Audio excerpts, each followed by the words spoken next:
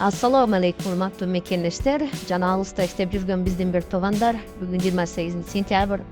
Kırgızstanda жайгашкан банктарда колдонгон валюта курсу менен таанышмаңыздар. Жана видеого лайк басканды, каналга подписка кылууну унутпаңыздар.